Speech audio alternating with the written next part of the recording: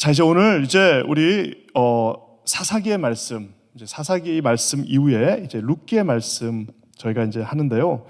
이 룻기는 제가 참 특별한 게 저번에 한번 말씀드렸습니다. 룻기는 룻기가 어디에 있어요? 사사기랑 어디 가운데 있어요? 예, 사무엘상은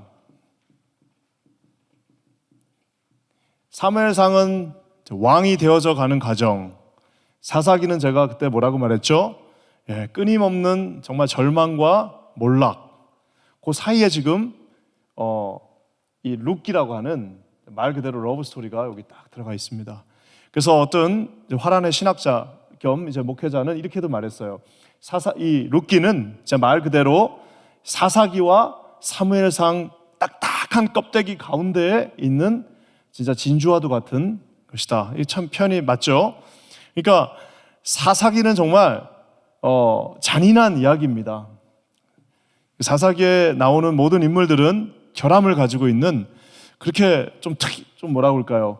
그들이 힘은 있으나 성품을 담고 싶지 않은 그런 사람들이 있고요. 사무엘상도 잔인한 이야기들로 둘러싸여져 있습니다. 하지만 놀랍게도 그 중간에 이 룻기가 딱 이렇게 있습니다. 그래서 이 두 개가 이렇게 무슨 이렇게 피조개처럼 돼 있으면서 결국에는 아름다운 이야기가 그 가운데에 들어가 있습니다. 제가 지난번에도 잠깐 이야기한 것처럼 그래서 이 사사기는요, 이렇게 홍해가 이렇게 있으면요, 데드시, 사해가 이렇게 있고 갈릴리가 이렇게 있으면 이 사사기는 그냥 여기서 매일 싸우는 이야기입니다. 계속 싸우는 이야기고 그 절망의 사이클이 계속 돈다고 그랬죠. 그래서 결국에는 계속해서 여기서 그냥 끊임없이 이 절망의 사이클이 몇 번 돈다고 그랬죠? 7번 이렇게 돕니다. 그러니까 결국에는 죄를 짓고 하나님이 치시고 회개하고 살려주세요 하면 하나님이 또 구원해 주시고 그럼 또 잊어버리고 또 죄를 짓고 하는 그 사이클 무려 7번이 이렇게 돌아가는 그게 사사기입니다. 그러면서 이제 결국에는 이제 사무엘상에서 왕이 생기는 그 과정 차이에 아까도 제가 얘기한 이 룻기 러브 스토리가 여기에 있습니다. 자, 룻기는 그러면 장소적 배경이 어떠냐? 간단합니다. 여기 베들레헴이 여기 데드시 그 사해 옆에 이렇게 베들레헴이 있습니다. 예수님이 태어난 곳. 그럼 모압은 어디냐? 바로 요 사해 반대편이 여기가 모압 땅입니다. 그래서 우리가 다 아는 것처럼 이 나오미의 남편이 나오미와 함께 어린 아들 둘을 데리고 이 베들레헴 살다가 먹을 게 없으니까 이 모압 땅으로 이민을 갔습니다. 그러니까 우리랑 똑같은 거예요. 그래서 내가 우리 부인하고 애 둘 데리고 한국에 먹고 살 게 없으니까 그냥 만주로 가자 해가지고 옛날에 이제 만주로 간 거예요. 갔더니 만주 사변 나고 거기가 더 힘들어. 그래서 결국에는 어떻게 되는 거예요? 돌아가려고 하는데 먼저는 누가 소천하십니까? 예, 나오미의 남편이 죽습니다. 그리고 이제 어떻게 아이들을 그 만주에서 키웠더니 그 아이들이 장성해서 그 만주에 있던 여자들 만난 겁니다. 모압에 있는 여자들 만난 거예요. 그래서 첫 번째 며느리 중에 하나가 누구예요? 예? 오르바. 예. 그렇게 되고 두 번째가 롯 이렇게 돼서 며느리 둘을 얻었는데 놀랍게도 남편만 죽은 게 아니라 아들 둘도 다 죽은 겁니다. 그러니까 이제 여자 셋이 남아서 시어머니와 며느리 둘이 다시 돌아가는 그 과정이 오늘 보게 되는 룻기의 첫 장면입니다. 저는 이 장면을 이렇게 보면은 왜 하나님은 이 사사기 저렇게 그냥 난리가 나고 있는 그 틈 속에 이렇게 정말 룻기를 집어넣어 놨을까라는 생각을 한번 안 할 수가 없었어요. 세상과 너무 무관하잖아요. 예전에 우리 이제 지금은 소천하셨지만 피천득 선생이라고 한국의 유명한 영문학자가 있습니다. 이 피천득 선생이 유명한 수필이 있습니다. 인연이라고 아마 한 번쯤은 다 들어봤을 겁니다. 그래서 자기가 이제 일본에 유학을 갔습니다. 17살에. 그래서 미우라 선생이라고 하는 자기 이제 스승의 집에 하숙을 하는데 거기에 딸이 그 선생의 딸이 이렇게 있는 거예요. 그러니까 신발장을 열어주고 뽀뽀도 해주고 이 꼬마한테. 근데 그때가 언제냐면은 그러니까 이 피천득 선생 17살 때가 언제냐면 우리 한국에서는 의열단이 갔다가 폭탄 던지고 독립운동한다고 나라를 뒤집었다 맞다 하는 그 상황이에요. 근데 자기는 거기서 일본 자기 선생님 딸한테 뽀뽀하고 운동화 흰 거 사주고 막 이러고 있어요. 그 수필을 읽으면은 도대체 지금이 이 평화의 시대인가? 라고 착각합니다. 자, 그러면 두 번째는 이 피천트 선생이 그 아사코를 30살 때 만났는데 뭐라고 말하냐면 쉘브르의 우산을 함께 쓰고 뭐 버지니아 울프의 책을 읽고 싶다 뭐 이러면서 얘기하는데 그때가 언제냐? 태평양 전쟁이 나가지고 지금 막 미국하고 일본하고 싸움이 나가지고 지금 막 하루에 막 수만 명의 일본 젊은이들은 지금 저기 뭡니까 미드웨이에서 죽어나가고 있는 그 상황에 이 피천트 선생은 쉘브르의 우산을 함께 쓰고 이러고 있는 거예요. 그 수필을 읽고 있으면은 지금 세상이 어떤지를 모릅니다. 마지막에는 그래요. 이분이 한 40살 때쯤 또 만났습니다. 세 번째. 한 10년쯤 전쟁이 미리 끝났으면 아사코의 말처럼 우리가 같은 집에 살 수 있지 않았을까? 그때가 언제냐? 한국 전쟁 마치고 나서 막 진짜 전쟁 끝나고 나서 한국 다 굶어 죽고 그러고 있을 때입니다. 자, 제가 이 얘기를 하는 거는 뭐냐면은 그래서 마지막에 저거예요. 그 유명한 그 피천득 선생의 인연이라고 하는 수필의 마지막 장면이 저겁니다. 그리워하는데도 한 번 못 보고 뭐 어쩌고저쩌고 하면서 세 번째는 아니 만났으면 더 좋았을 걸 춘천에 소양강 갔다 오겠다 뭐 이러면서 이제 그게 끝나는데요. 제가 지금 이 얘기를 하는 거는 뭐냐면은 지금 이 사사시대 자체가 지금 암흑과 절망과 지금 막 전쟁의 시기입니다. 그렇지만 룻기를 읽으면 저게 과연 사사기에 쓰여진 건가? 라는 착각을 하게 만듭니다. 다 이유가 있습니다. 하나님께서 그냥 우리 피천득 선생은 이제 유학 잘 가셔서 세상 잘 만나가지고 학도병에도 안 끌려가지고 이래가지고 아마 그런 좋은 어떤 뭐라고 그럴까요? 선택을 받았다면은 우리 룻기는 그거하고는 다릅니다. 룻기는 하나님께서 또 특별한 은혜를 주셨습니다. 어쩌면은 피천득 선생의 그런 아름다운 그런 수필이 우리 민족에게 어떤 희망을 줬을 수도 있겠죠. 그 어려운 시절에. 하지만 중요한 것은 이제 그거는 이제 그분의 이야기지만 하나님의 또 다른 서사는 사사기와 사무엘 중간 가장 이스라엘 역사상 절망적이고 뭐라고 그럴까요? 잔인하고 폭력이 난무하는 그 시대에 가장 아름다운 이야기를 거기에다가 넣어놓았습니다. 85절밖에 되지 않습니다. 이 룻기는 이제 룻이라고 그러죠. 4장밖에 안 되고 85절이에요. 뭐 그냥 단편 소설 하나밖에 되지 않습니다. 굉장히 짧죠. 그렇지만 이 짧은 소설에 짧은 이 소설이 아닙니다. 죄송합니다. 짧은 이 히스토리 내러티브에 정말 중요한 이야기들이 이제 숨어져 있습니다. 그거 오늘 저희가 한번 살펴봤으면 좋겠습니다. 제가 이렇게 그 제목을 정했어요. 비참한 인생에 개입하신 하나님의 사랑인데요. 아까도 얘기한 것처럼 이 시기는 가장 비참한 시기입니다. 정말 가장 비참한 시절이에요. 폭력과 야만과 전쟁의 시절입니다. 제가 지난번 요 사사기 강해 때 얘기한 것처럼 사사기에는 그 어떤 누구도 여러분의 리더가 사사기에 있는 사람처럼 그런 사람이 되고 나는 삼손이 우리 교회 리더였으면 좋겠다 이러시는 분은 아마 한 명도 없을 겁니다. 삼손이 우리 아버지였으면 좋겠다. 그 정말 자기 마음대로 하는 그 삼손이 우리 아버지였으면 좋겠다. 이런 사람 아무도 없으시잖아요. 그 사람은 하나님이 힘을 줘서 쓰기는 쓰되 왠지 우리 옆에는 없었으면 하는 사람이에요. 그렇죠? 그렇지만 오늘 룻기에 나오는 모든 사람들은 왠지 우리 옆에 있었으면 하는 그런 아름다운 사람들입니다. 룻기에는요 나쁜 사람이 한 명도 안 나와요. 룻기에는 나쁜 사람이 악인이 없어요. 악인이.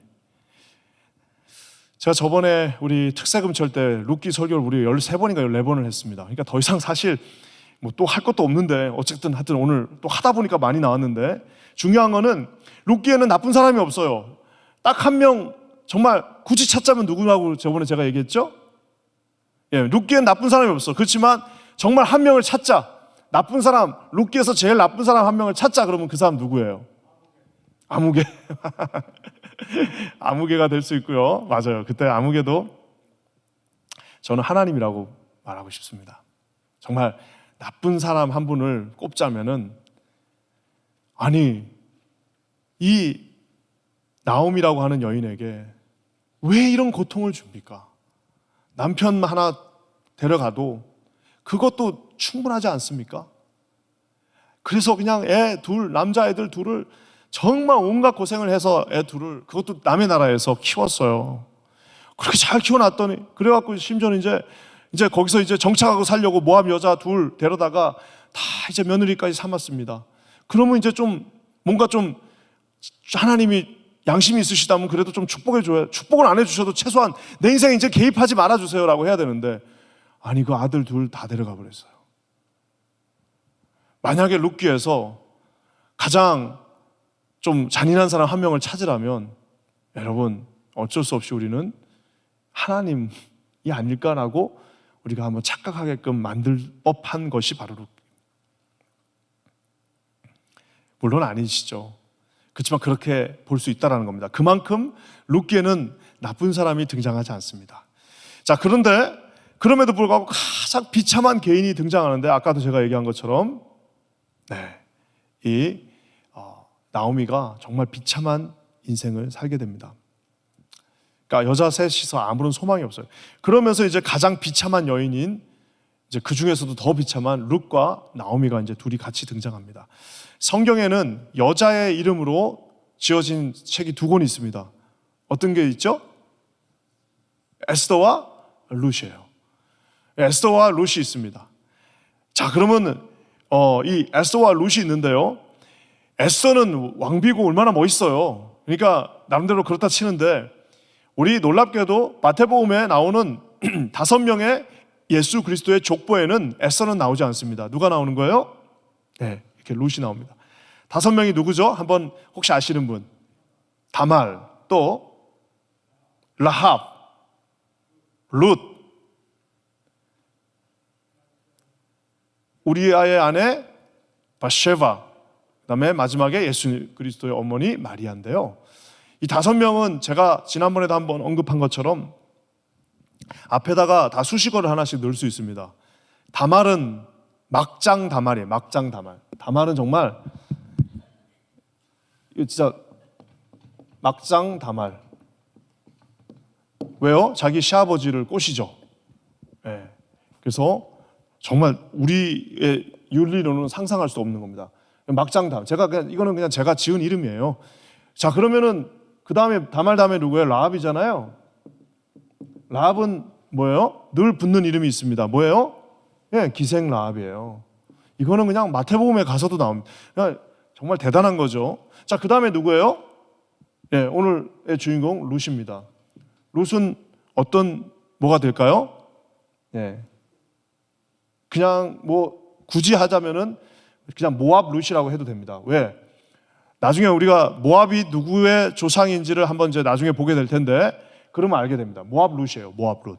모압은 우리 이스라엘하고 친할 수가 없습니다. 그러니까 이방 룻이에요. 자, 그리고 나서 우리가 잘 아는 밧세바는 앞에 뭐가 붙일 수 있어요? 이스라엘의 가장 위대한 왕 다윗의 아내이자 솔로몬의 어머니이지만 그녀 앞에는 어떤 수식어가 붙습니까? 예, 우리아의 아내. 야, 이게 얼마나 창피한. 마지막에 마리아예요, 마리아. 마리아는 어떤 수식어가 붙을 수 있을까요? 이게 좋게 얘기하면 동정녀지만, 그냥 우리가 이제 신앙적 관점에서는 동정녀라고 우리가 판단하지만 세상적 관점에서는 뭐예요? 그렇죠, 미혼모예요. 자, 여기 5명이 계신데, 그러니까 여기서 5명을 이렇게 이제 인수분해를 하면은 어떻게 된 거예요? 막장 기생 모압 우리아의 아내 미혼모, 이렇게. 그러니까 이게 어느 것 하나 이렇게 우리 예수님 왜 저러셨어요? 아니, 우리 예수님은 너무하신 거 아니야? 그 거룩하신 우리 예수 그리스도께서 이 땅에 오시는데 라인을 타고 오려면 얼마나 좋은 라인들이 있습니까? 사라도 있고요, 그렇잖아요. 얼마나 좋은 라인들이 있습니까? 쫙 다 있잖아요, 믿음의 여인들. 근데 그런 라인들을 다 놔두고, 물론 이제 사라도 거기 들어갑니다. 그렇지만 제가 말한 거는 예수 그리스도의 족보에 들어가는 요 5명의 이 사람들은 정말 누가 봐도 이거는 아닌 거예요. 그럼에도 불구하고 가장 비참한 여인, 그 비참한 여인 이 계보를 타고 예수님께서 이 땅에 오십니다. 얼마나 이 모압이라는 게 정말 뭐라고 할까, 우리가 생각할 땐 그냥 모압인데 아예 신명기 23장에 보면 무슨 말이 나오냐면 암몬 사람과 모압 사람은 여호와의 총에 들어오지 못하게 하라 라고 얘기합니다. 그러니까 신명기 23장에 보면은 우리 그 사랑스러운 주님께서 뭐라고 명령하시냐면 암몬 사람과 모압 사람은 여호와의 총회, 즉 이 assembly of God, 하나님의 그 어셈블리 안으로 들어오지 못하게 하라라고 말합니다. 그러니까 이게 여기서 그냥 이 룻은 시작부터 그냥 막히는 겁니다. 그러니까 모압이라는 거는 그냥 하나의 어떤 지명 이름이 아니라 하나님의 저주를 상징하고 있습니다. 예, 그런 어떤 곳이에요. 자, 이런 지금 백그라운드 속에서 정말 최악의 시대에, 최악의 가정에, 최악의 여자가 오늘 주인공으로 이 룻기에 등장하면서 이 아름다운 이야기가 이제 시작되는 겁니다. 좀 이해가 되시죠? 예, 그럼 도대체 하나님은 뭘 하시려고 저렇게 저 세팅을 만드셨을까? 지금부터 한번 보는 거예요. 이 룻기는 딱 4장밖에 없어요. 얼마나 외우기가 쉬운지 몰라요. 첫 번째는 룻과 나오미의 고난이에요. 그러니까 룻과 나오미가 그냥 가는데 고난을 당합니다. 나오미가 먼저 고난당하고 이제 룻을 선택해야 되는 상황이 된 거예요. 어떻게 할까? 그러니까 어떻게 합니까? 우리 자기의 신우였던, 신우가 아니고 동서죠. 동서는 떠나버리고 본인만 이제 나는 당신을 따라가겠다 하고 하는 것이 1장이에요. 2장은 뭐냐? 이제 룻과 보아스가 만납니다. 보아스가 보호해줘요. 그리고 보아스가 공급해줍니다. 그것이 2장이고요. 그러고 나서는 룻과 나오미가 이제는 거기서 만족하지 않아요. 진짜 이 대단한 이 시어머니가 며느리를 시켜서 도발합니다. 그래가지고 진짜 무슨 모녀 사기단도 아니고 이 두 분이서 어떻게 합니까? 그 지역의 유력한 사람이었던 그 마음씨 착한 보아스를 하나님의 용어로 한다면 요구하는 거고, 사람들의 눈으로 보면 이거는 정말 꼬시러 가는 겁니다.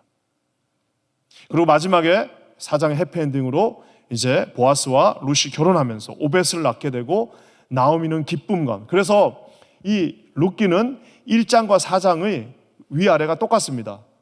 수미상관이라고 그러죠. 첫 번째는 나오미의 고난에서부터, 나오미의 고통에서 시작됐는데 마지막은 나오미의 기쁨으로, 나를 더 이상 나오미라 부르지 마라, 나는 쓴 여자다고 했는데 맨 마지막은 나는 기쁨이다라고 하면서 이 룻기가 마무리되는 것을 봅니다.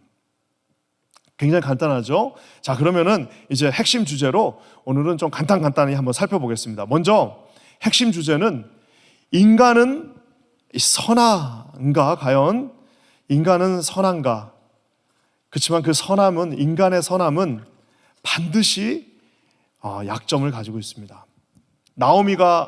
시어머니 나오미가 참 선하죠. 우리 한번 1장 8절에서 10절 한번 다 같이 한번 읽어볼게요. 시작. 나오미가 두 며느리에게 이르되 너희는 각기 너희 어머니의 집으로 돌아가라. 너희가 죽은 자들과 나를 선대한 것 같이 여호와께서 너희를 선대하시기를 원하며 여호와께서 너희에게 허락하사 각기 남편의 집에서 위로를 받게 하시기를 원하노라 하고, 그들에게 입맞춤에 그들이 소리 높여 울며 나오미에게 이르되 아니니이다. 우리는 어머니와 함께 어머니의 백성에게로 돌아가겠나이다 하는지라. 나오미가 얼마나 착합니까? 자기 두 며느리 다시 돌려보냅니다. 그러니까 이 노인이죠. 노인의 이 여성이 혼자 사는 건 불가능합니다. 그나마 며느리 둘이 있으면은 뭐라도 시켜가지고 먹고 살 수는 있는데, 이 두 며느리들, 여기 아까 제가 얘기한 것처럼 이 데드씨, 이 사해를 넘기 전에 이제 너희 그냥 땅으로 가라. 괜찮아. 다시 시작해. 가서 너희 아버지 집에 돌아가서 다시 시작해라 라고 하면서 돌려보냅니다. 나 혼자 베들레헴 돌아가서 힘들어도 나 혼자 힘들고 나 혼자 내가 할 테니까 너는 여기로 돌아가. 그러니까 아까도 제가 얘기한 것처럼 만주에서 중국 여자 만난 거예요. 그래가지고 아들들이 중국 여자랑 결혼한 겁니다. 한국말 못하고 잘. 그래갖고 이제 남편들이 다 죽었으니까 나는 다시 평양으로 돌아가겠다. 너희들은 그냥 여기서 다시 여기 남아 라고 했더니 이 중국 며느리들이 어떻게 하는 거예요? 무슨 소리예요, 어머니? 우리는 끝까지 어머니 고향 평양까지 쫓아가겠습니다. 아니, 너희들 말도 잘 못하잖아. 거기 가서 너 어떻게 살려고 그래? 너 나랑 같이 가면은 너 평생 누구의 아내로 그렇게 소문날 텐데 어떻게 살 거야? 가서 새 살림 차려라고 했는데 이 두 여자가 거절하는 장면이 바로 여기입니다. 그러니까 나오미도 착하고 며느리들도 얼마나 착한지 모릅니다. 하지만 결국에는 한계가 있습니다. 사람이 아무리 착해도요, 그 사람에게 신앙이 없으면 한계가 있습니다. 그것은 뭐냐면은 결정적인 순간. 그러니까 아까 제가 얘기한 것처럼 이 모압이 어떤 땅인지를 우리가 좀 알아야 됩니다. 모압은 어떤 땅일까요? 혹시 기억나시는 분 있으세요? 성경에서 모압은 언제 처음 나오느냐? 물론 이제 나오지만 가장 대표적으로 언제 등장하느냐? 예, 맞습니다. 이름 헷갈리시면 안 돼요. 이거는 롯이고요. 또 비슷한 이름 하나 있죠. 맞아요. 롯. 롯이 누구예요? 예, 아브라함의 조카였습니다. 딱 보니까 아브라함이 네가 선택해라 라고 했더니 딱 봤더니 와, 소돔과 고모라가 그냥 휘황찬란합니다. 여기 봤더니 아무것도 없어. 야, 내가 여기 가겠습니다, 형님. 그러니까 아브라함이 그래 그럼 가 하고 롯이 소돔과 고모라, 당시의 모든 음란과 모든 정말 죄악이 있는 그곳에 물질이 풍요하다는 이유로 거기를 선택해서 쭉 가버렸어요. 그리고 거기서 애들을 키웠습니다. 여러분, 그 애들도 잘 키워야 됩니다. 그래서 애들을 진짜 교회 안에서 우리가 잘 보호하면서 키워야 되는데, 소돔과 고모라에서 애들을 키우니까 어떻게 됩니까? 모든 기준이 다 소돔과 고모라예요. 그러니까 결국에는 어떻게 했습니까? 나중에 하나님의 천사가 롯을 구출합니다. 아브라함과 롯을 구출합니다. 근데 결국에는 부인은 뒤를 돌아보면서 소금 기둥이 됐고, 그래서 두 딸 데리고, 여기는 두 딸, 여기는 두 며느리예요. 뭐가 되게 비슷비슷하죠? 두 딸을 데리고 도망쳤습니다. 그래서 그날 밤에 동굴에서 자기 아버지와 두 딸, 어머니는 소금 기둥이 됐고 지내면서 거기서 이제 하루를 자는데, 그러니까 이 두 딸은 보고 배운 게 그거밖에 없어요. 그냥 애들이 놀아도 교회에서 놀고, 무슨 사고를 쳐도 교회에서 사고를 치고, 애들이 넘어져도 교회에서 넘어져야 되는데, 애들을 그냥 바깥에 소돔과 고모라에서 키우니까 이 두 딸이 뭐라고 판단하느냐? 어떤 판단을 하게 됩니까? 야, 우리는 이제 더 이상 이제 어디 가서 결혼도 못할 것 같고, 아니 자기들이 왜 못해요? 할 수 있지. 우리 아버지의 씨를 우리가 받자 해가지고 아버지를 술을 그냥 막 먹여가지고 그날 밤에 동침을 합니다. 이게 말이 됩니까? 이게 성경은 이런 거를 부끄럽지도 않나 봐요. 다 우리에게 다 말해줍니다. 그래가지고 두 딸이 임신을 했네요. 그래갖고 임신을 해갖고 낳은 두 자손이 뭐예요? 예, 모압과 암몬입니다. 모압은 이쪽에 있고 암몬은 저 위에 있고, 그래서 이스라엘 역사 내내 모압과 암몬은 계속 이스라엘의 발목을 잡습니다. 그러니까 참 역할을 해도 이렇게 정말 여호수아나 갈렙같이 이스라엘 역사를 한번 쫙쫙 밀어주는 그런 역할도 있고요. 이스라엘 내내, 그 구약 역사 내내 모압과 암몬은 내내 이스라엘을 끌어당깁니다. 못 올라가게. 자기들도 못 올라가, 같이 못 올라가. 그러니까 모압과 암몬이 그런 겁니다. 자, 근데 그 여자예요. 그래서 주님이 오죽 화가 나셨으면은 여호와의 성에 어셈블리 오브 갓에 들어오지 못하게 하라라고 말했던 그 여자가 바로 이 모압의 여자입니다. 자, 그러니 얼마나 정말 그래서 이 땅으로 돌아간다는 것은 뭐예요? 다시 소돔과 고모라로 돌아가는 것과 똑같습니다.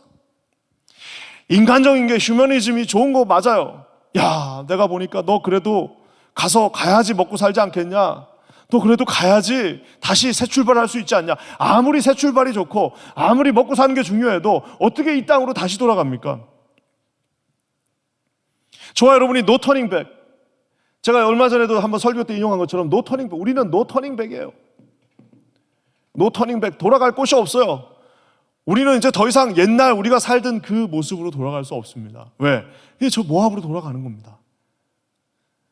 그러니까 나오미가 정말 착한 것 같아요. 착한 것 같은데 착한 게 아닙니다. 그리고 그 돌아갔던 이제 그 며느리가 오르바죠, 오르바. 오르바가 착한 것 같아요. 착한 게 아닙니다. 신학적으로 보면 착한 게 아니라 죄 가운데 있는 거고요. 또 한 가지 신학적으로 얘기하면, 신학적으로 죄와 거의 동급이 뭐냐면 미련한 자입니다. 그래서 잠언은 끊임없이 지혜로운 자에 대해서 말하면서 미련한 자에 대해서 계속해서 얘기하는 이유가, 미련한 자의 반대말은 지혜로운 자고요, 지혜로운 자와 같은 뜻은 믿음이 있는 자예요. 자, 그 말은 뭐냐면 믿음이 있으면 지혜롭습니다. 믿음이 없으면 지혜롭지 않습니다. 지혜롭지 않은 건 미련하다고 말합니다. 미련한 거는 믿음이 없는 거예요. 자, 이 오르바와 이 나오미는 지금 무엇을 얘기하는 거냐면 죄 가운데로 다시 돌아가는 것과 지혜롭지 못한 미련함을 선택하는, 다시 모압 땅으로 돌아가는 겁니다. 가끔씩 보면은 열심히 교회 다니다가 좀 어려움이 있어서 교회를 또 쉬거나 막 교회에서 이제 나는 좀 신앙생활 이제 좀 스탑해야겠다라는 분이 있습니다. 그러면 우리가 가서 네, 참 그것도 좋은 것 같습니다 하면 멋있어 보이죠. 목사님들이 가서 그래요, 좀 쉬셔요, 어떻습니까? 좀 쉬시고요, 쿨하게 좀 까짓 거 한 2, 3년 쉬면 어떻겠습니까? 괜찮습니다라고 말해주면, 야, 저 목사님 참 쿨하시다, 목사님 참 열려 있으시네, 야, 우리 목사님 참 개혁적이시네, 참 진보적이고 좋네라고 말할 수는 있지만, 그게 뭐라고요? 죄 가운데로, 그 다음에 미련함 가운데로 가는 것을 우리는 그렇게 표현할 수도 있다는 사실입니다. 사랑하는 성도 여러분, 결정적인 순간에 과연 오르바는 어떻게 됐을까? 돌아갔던 그 오르바는 어떻게 됐을까? 성경에 안 나와 있습니다. 그런 사람 많습니다. 성경은 답을 꼭 오픈해 놔요. 성경은 답을 오픈해 놓는 경우가 많습니다. 그래서 우리가 잘 아는 것처럼 사도 바울이 벨릭스 총독에게 이렇게 묶인 거 말고는 당신도 나를 잘 봤으면 좋겠습니다고 했더니, 벨릭스가 시방은 가라, 현재는 가라, 내가 나중에 한번 생각해 보겠다 하고 벨릭스가 어떻게 결정했는지 성경에 나오지 않습니다. 그것을 일종의 오픈 엔딩인데요, 그 오픈 엔딩은 우리에게 한번 좀 생각하라고 하는 겁니다. 오르바도 지금 결국에는 착한 여자였어요. 하지만 믿음이 있는 여자는 아닌, 돌아갔습니다. 어떻게 됐는지는 몰라요. 하지만 중요한 것은 거기까지가 우리 인간의 한계라는 겁니다. 하지만 룻은 다릅니다. 룻은 어떻게 해요? 여기 특별한 표현이 있는데, 아까 그들로 나와 있는 오르바와 룻이 뭐라고 동시에 얘기하냐면, 우리는 어머니의 백성에게 가겠습니다라고 얘기했는데, 오늘 룻은 똑같은 상황으로 다시 한번 나오미가 가라고 얘기합니다. 우리 한번 16절과 17절 한번 읽어볼까요? 같이 한번 읽어볼게요. 시작. 룻이 이르되 내게 어머니를 떠나며 어머니를 따르지 말고 돌아가라 강권하지 마옵소서. 어머니께서 가시는 곳에 나도 가고 어머니께서 머무시는 곳에 나도 머물겠나이다. 어머니의 백성이 나의 백성이 되고 어머니의 하나님이 나의 하나님이 되시리라. 아멘.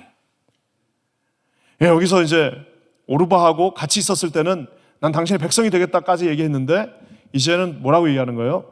당신의 하나님이 내 하나님이 되고, 이제 심지어는 여기서 이 누굽니까? 이 룻이 이제 막 오버하기 시작합니다. 오버가 아니라 진짜 믿음의 고백이죠. 만일 내가 죽는 일 외에 어머니를 떠나면 여호와는 자기 여호와의 백성이 아니에요. 그럼에도 불구하고 여호와께서 내게 벌을 내리시고 더 내리시기를 원한다라고 이거를 일종의 배수진을 친다라고 그러죠. 어머니, 그러니까 우리가 생각할 때는 이거를 이제 잘 아셔야 돼요. 우리가 생각할 때는 이 룻이 진짜 의리가 있나 보다, 착한 여자라서 저런가 보다. 아닙니다. 착해서 저런 게 아니라 우린 자꾸 착하고 나쁘고 이렇게 접근하면 그게 세상적 접근입니다. 우리라는 믿음으로 접근하는 거예요. 이 룻은 이 모압이 지옥이라는 것을 알고 있는 거예요. 룻은 이 모압이 하나님이 계시지 않다는 것을 알고 있는 겁니다. 룻에게는 아무리 소돔과 고모라가 좋아도 그 땅은 이미 죽은 땅이에요. 그렇기 때문에 우리가 생각할 때는 이 여자 착하네, 이 여자 어머니를 정말 효녀네, 여러분 그런 접근이 다 잘못된 접근이에요. 그거 아니라 이 사해 반대편 땅에 있던 그 우상들과 이 사해 반대편에 있던 그 뭐라고 그럴까요? 여호와 하나님이 계시지 않는 그 땅에 그것들을 이 지혜로운 여자는 알았던 겁니다. 그리고 이 지혜로운 여자를 우리는 믿음이 있는 여자라고 말하는 것입니다. 이해가 되시죠? 예, 딱 거기까지만 우리가 아셔야 됩니다. 그래서 롯이 위대한 것은 무슨 뭐 부모님한테 효도하고 이런 그런 게 다 우리의 노력으로 무슨 구원받는 그거는 다 따라오는 겁니다. 딱 한 가지 가장 위대한 것은 그녀가 이제 그것을 볼 수 있는 믿음과 지혜가 있었다는 겁니다. 참 그러니까 또 이쁘잖아요. 얼마나 좋습니까? 제가 예전에 우리 롯 설교할 때도 잠깐 언급했지만, 야, 저 예전에 같이 있었던 그 미국 선교사님, 제가 얘기했죠. 이제 아버지 어머니가 오셔가지고 아버지 어머니가 오시니까 이제 이 선교사 내외가 그러니까 이제 이 여자분에게는 자기 시어머니죠. 시어머니 시아버지가 오셨는데 며칠 계시다가 떠나는 날 우리가 다 같이 그 컴파운드에 모여서 배웅을 하는데, 야, 그때 제가 정말 아름다운 장면을 봤어요. 그 아버지 어머니가 떠나시니까 아들은 막 잘 가라고 그러는데 며느리가 아버지 어머니 떠난다고 막 눈물을 흘리면서 우는데, 제가 그걸 보면서 야, 저 눈물이 진짜라면 정말 저건 아름다운 거고 설사 가짜 눈물이라도 저거는 100점이다 라는 생각이 들었어요. 그 지혜로운 거죠. 자, 중요한 건 뭐냐면 그런 것들이 중요한 게 아니라 이 롯은 진심으로 믿음으로 그 상황을 결정했다는 겁니다. 그것이 바로 나오미와 이 오르바하고 다른 점입니다. 자, 거기에 하나님이 은혜를 베풀어 주십니다. 여기에 저는 은혜라고 적었지만 전문 용어로 뭐라고 그랬어요? 헤세드 맞습니다. 한번 저를 따라해 보세요. 헤세드. 이게 약간 이제 이거를 후두음이라고 그러죠. 그래서 약간 이렇게 해야 됩니다. 그래서 헤세드 이렇게 한번 해보세요. 네, 어디 가서 다른 교인들이 우리 헤세드 하나님 이러면은, 야, 너 우리 목사님이 이스라엘에서 2년 살다 오셨어. 헤세드 이렇게 해야 되는 거예요. 그래서 약간 이게 헤세드 이렇게 하는 건데, 헤세드. 그러니까 헤세드의 사랑으로 우리 주님께서 이제 다가오시는 것을 보게 됩니다. 어떻게 하시느냐 하면은 여기 보면은 20절과 22절 한번 읽어볼게요. 시작. 나오미가 그들에게 이르되 나를 나오미라 부르지 말고 나를 마라라 부르라. 이는 전능자가 나를 심히 괴롭게 하셨음이니라. 내가 풍족하게 나갔더니 여호와께서 내게 비어 돌아오게 하셨느니라. 여호와께서 나를 징벌하셨고 전능자가 나를 괴롭게 하셨거늘 너희가 어찌 나를 나오미라 부르느냐 하니라. 나오미가 모압 지방에서 그의 며느리 모압 여인 룻과 함께 돌아왔는데 그들이 보리 추수 시작할 때 베들레헴에 이르렀더라. 나오미가 막 뭐라고 말해요? 하나님이 전능자가 나를 괴롭혔대요. 그러니까 이제 왔더니 막 너무 힘들고 이러니까 그 입에서 막 쓴소리가 나는 겁니다. 하나님 안 계셔요. 전능자가 나를 괴롭혀요. 하나님이 나를 저주하셨어요. 남편 죽고 아들 둘 죽고 이거 저는 저주받은 여자예요 라고 지금 말하고 있습니다. 그렇지만 우리 하나님은 은혜를 준비해 놓으셨습니다. 어떻게 해요? 환경을 이미 준비해 놓으셨어요. 어떻게 준비했습니까? 1장 22절에 제가 거기다 넣어놓은 것처럼 1장 22절에 보면은 양식을 준비해 놓으셨어요. 한번 다 같이 읽어볼게요. 그거 제가 나눠준 거 시작. 그들이 보리 추수 시작할 때 베들레헴에 이르렀더라. 그 많은 날 중에 다 베들레헴에 들어왔더니 베들레헴이 노란 보리로 추수가 이루어지고 있습니다. 근데 아는 것처럼 우리 이 나오미와 룻은 땅 한 평 없어요. 남들이 다 추수하고 있는 거잖아요. 자기 한 건은 없어요. 근데도 우리 주님 또 준비해 놓으신 게 있습니다. 뭐예요? 율법을 준비해 놓으셨죠. 2장 2절 한번 다 같이 읽어볼게요. 시작. 모압 여인 룻이 나오미에게 이르되 원하건대 내가 밭으로 가서 내가 누구에게 은혜를 입으면 그를 따라서 이삭을 죽겠나이다 하니. 자, 이게 뭐예요? 모퉁이에 이삭을 줍게 하는 율법의 정신입니다. 그래서 참 너무 아름답죠? 이렇게. 자, 이렇게 이제 밭이 이렇게 있으면 이렇게 막 밭이 이렇게 있어요. 밭이 막 똑바르지는 않을 거잖아요. 그러면 이제 추수를 할 때 어떻게 하라고 그러셨어요? 주님이 이 모퉁이들은 추수하지 마라. 여기는 추수하지 마. 왜? 트랙터가 가는데 이게 힘들잖아요. 트랙터가 가고 막 이러는데 이 구석은 농사 지어보신 분은 아실 거예요. 힘들잖아요. 라가 아니라 힘들어서가 아니라 이게 다 돈인데 왜 이거를 추수하지 말. 그게 아니라 이 모퉁이에 있는 것들, 그 다음에 여기에 있는 떨어진 이삭들은 줍지 마. 왜냐하면 그는 가난한 사람들 그거 먹어야 되는 거야 라고 얘기하는 겁니다. 그래서 이제 저는 저의 꿈은 그 예산 같은 걸 짤 때도 우리가 저 정신을 가지고 있어야 되는 거예요. 항상 뭔가 조금 이렇게 허술해야 됩니다.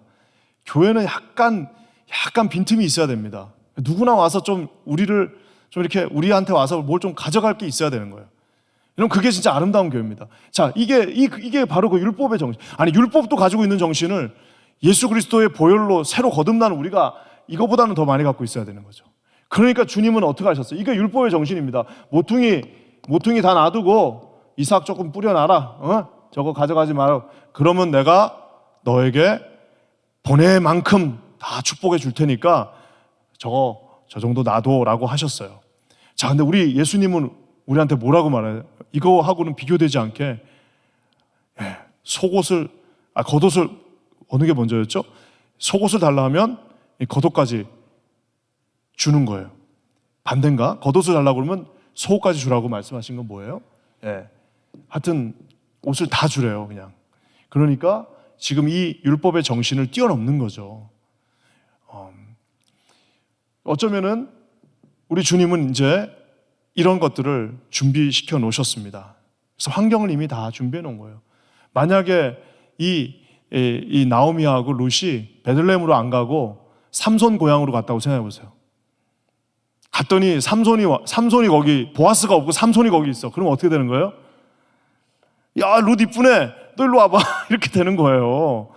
얼마나 비참하면. 난 상상만 해도 나는 끔찍해. 나는 정말 삼손은 그냥 우리나라를 구할 때만 계시면 돼요.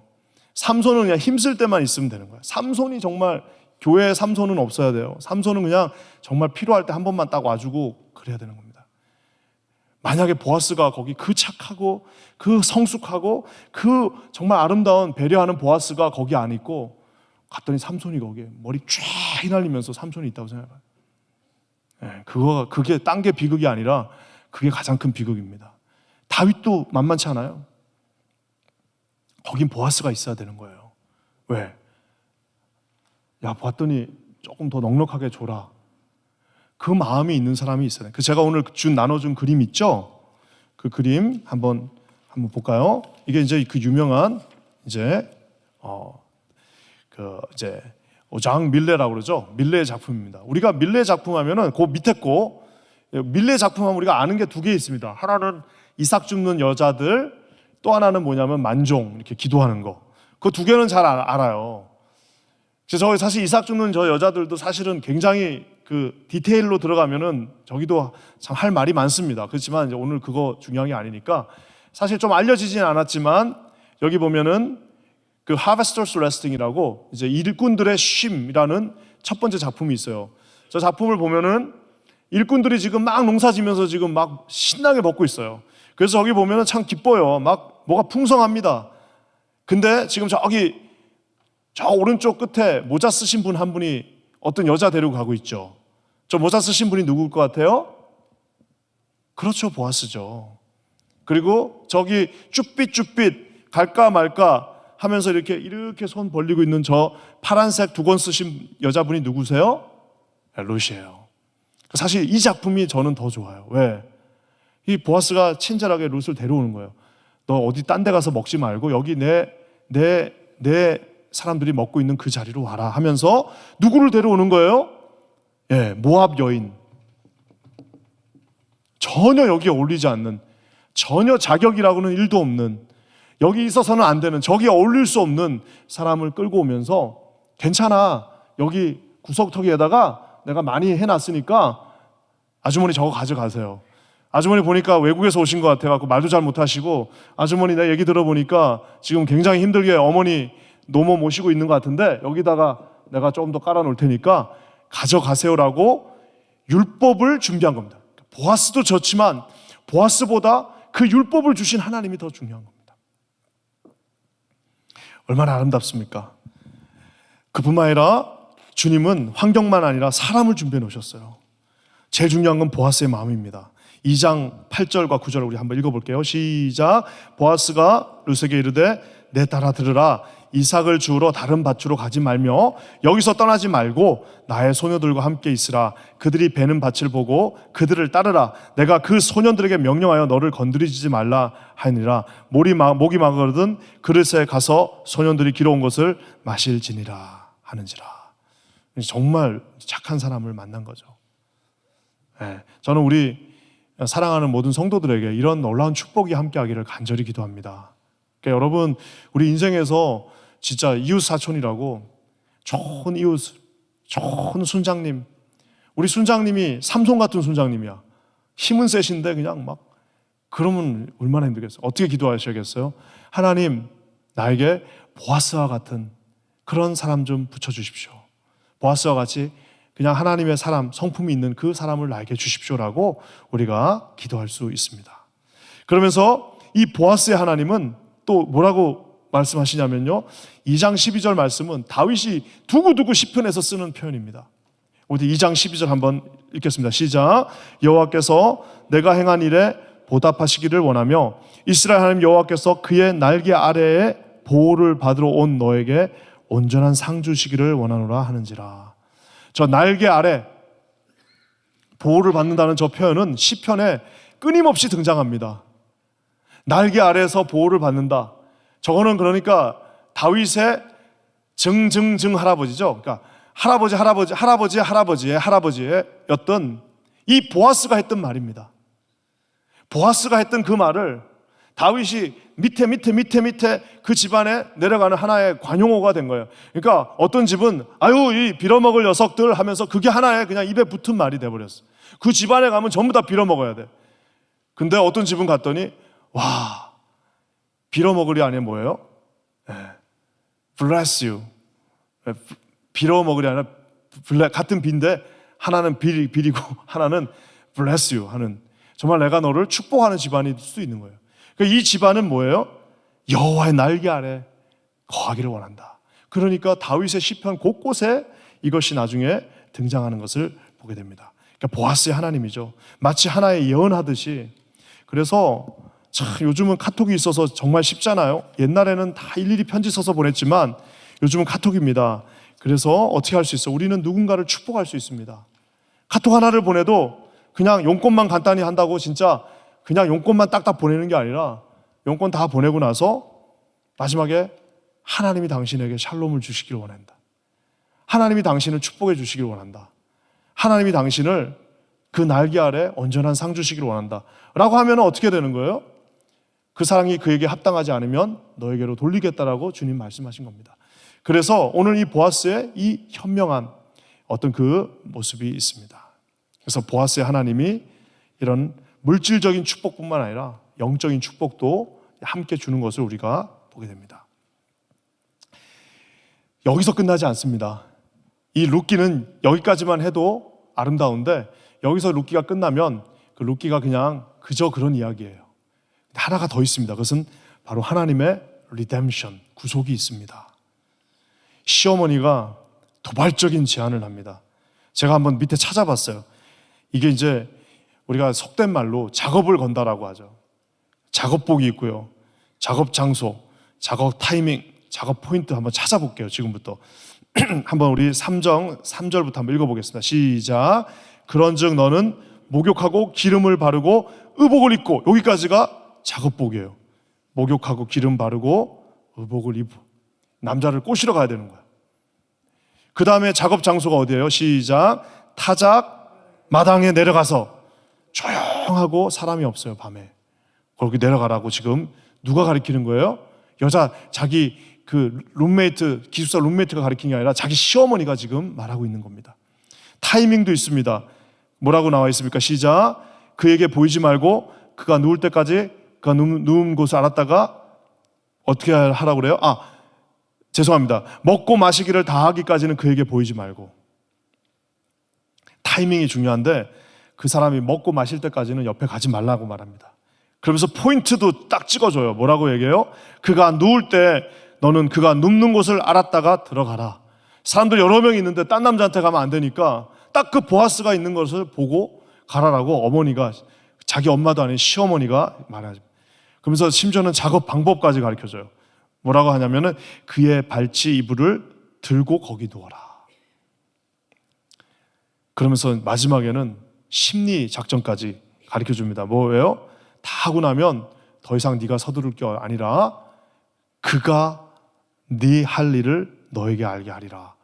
와, 이 무슨 시어머니가 제갈공명도 아니고 이 남자의 마음 너무 잘 아시는 것 같아요.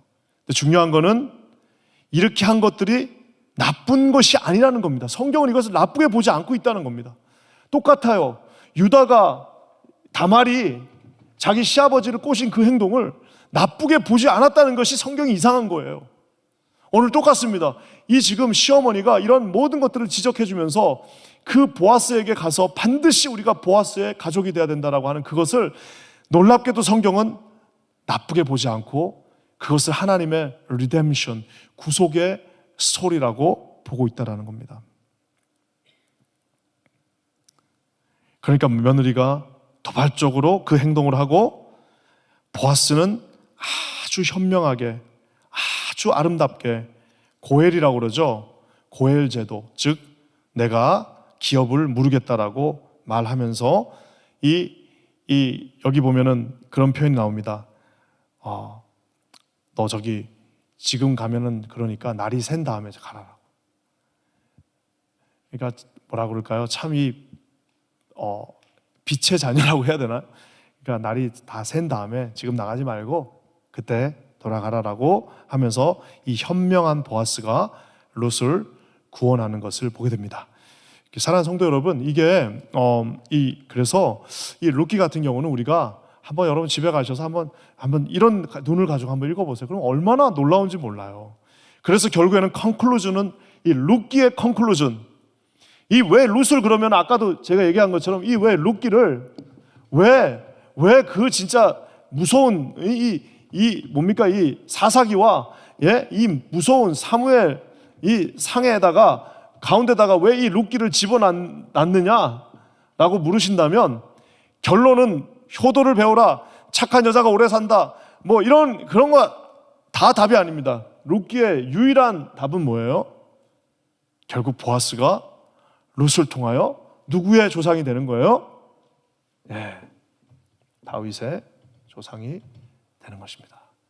그래서 이 암울한 삼손의 시대에서 다윗의 시대로, 그리고 결국엔 다윗의 자손 예수 그리스도가 이 땅에 오시게 되는 그 놀라운 그 선물이 이 가장 암울한 시대에 가장 비참한 여자 그 속에서 피어나는 것이 우리 하나님의 뜻이었다는 겁니다. 그래서 룻기는 이렇게 끝이 나죠. 4장 21절과 22절 한번 읽어볼게요. 시작. 살몬은 보아스를 낳았고 보아스는 오벳을 낳았고 오벳은 이새를 낳고 이새는 다윗을 낳았더라 하고 이 룻기가 끝나요. 자, 근데 나중에 복음이라고 하는 마태복음에 마태가 쓴 그 복음의 1장 1절이 어떻게 시작합니까? 아브라함과 다윗의 자손 예수 그리스도의 세계라. 그냥 예수 그리스도의 세계가 아니라 아브라함과 누구의? 다윗의 자손. 그러니까 룻기에서 그 모든 일들을 거쳐서 결국에는 이새가 다윗을 낳았다라고 하는 그 장면으로 끝이 난 그 룻기는 수천의 시간 지난 다음에 마태복음에 가서 다윗의 자손이 바로 예수다라고 하면서 아름다운 결론을 맺게 되는 겁니다. 다윗이 노래합니다. 어떻게 노래하는가? 아까 제가 얘기했죠. 수십 개가 있는데 한 개만 찾아봐. 시편 36편 7편 다 같이 읽겠습니다. 시작. 주의 인자하심이 어찌 그리 보배로운지요 사람들이 주의 날개 그늘 아래에 피하나이다. 여기서 인자하심 단어 영어로 헬라어로 히브리어로 뭘까요? 헤세드. 맞아요. 주님의 그 헤세드가 얼마나 그렇게 보배로운지요. 자기 할아버지가 썼던 표현 뭐예요? 사람들이 주의 날개 아래 피합니다. 그 헤세드로 자기 할머니가 그 보아스의 품으로 들어간 것처럼 나도 지금 쫓기지만 주님의 그 헤세드, 인자하심은 우리를 오버플로잉 흐르고 넘쳐서 나는 그 아래로 도망갑니다라고 다윗이 그렇게 노래합니다. 결국에는 다윗의 동네에서 누가 나요? 미가서 5장 2절입니다. 미가의 선지자의 예언입니다. 다 같이 읽을게요. 시작. 베들레헴 에브라다야, 너는 유다 족속 중에 작을지라도 이스라엘을 다스릴 자가 내게로 나올 것이라. 그의 근본은 상고에 영원히 있느니라. 예, 미가 선지자가 결국에는 그 돌고 돌아서 그 사해 바다 바로 옆에 있던 베들레헴이라고 하는 곳, 거기에 다윗이 나게 되는데, 그 다윗은 바로 이 룻의 그 계보를 타고 나게 된다는 겁니다. 정말 아름답죠. 그러면서 마지막 다윗은 그래서 구속합니다. 마태복음 1장 21절 다 같이 읽을게요. 시작. 아들을 낳으리니 이름을 예수라 하라. 이는 그가 자기 백성을 그들의 죄에서 구원할 자이십니다. 그러니까 결국에는 이 다윗의 자손이 예수 그리스도께서 우리 모든 백성들을 구원한다라고 이야기하고 있습니다. 사랑하는 성도 여러분, 그래서 이 룻은 그 각도를 가지고 우리가 보면 모든 것이 다 해결됩니다. 신약 성경에는 선한 사마리아인이 있습니다. 선한 사마리아인이 있죠. 우리 구약 성경에는 누가 있는가요? 선한 모압 여자가 있습니다. 그 선한 여자는 착한 행동을 해서 구원받은 게 아닙니다. 그 선한 여자는 가장 지혜로운 여자입니다. 지금 자기가 선택해야 될 것을 알았습니다. 여호와 하나님을 섬기고 있는 자기 시어머니를 선택했습니다. 아무리 좋은 게 모압에 있어도 자기가 봤을 때는 우리 시어머니 아무 힘도 없고 아무것도 없어. 그냥 저 시어머니 진짜 어떻게 보면 아무것도 없지만 자기가 딱 보니까 거기에 하나님이 계세요. 그러니까 그 시어머니를 선택했어요. 그리고 이제 쫄래쫄래 따라가서 베들레헴 갔더니 거기에 보아스가 있습니다.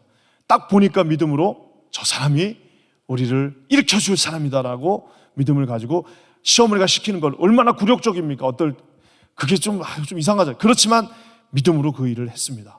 그리고 결국에는 이 다윗의 이제 할머니가 되는 것입니다. 사랑하는 성도 여러분, 그래서 하나님의 개입은 정말 무섭습니다.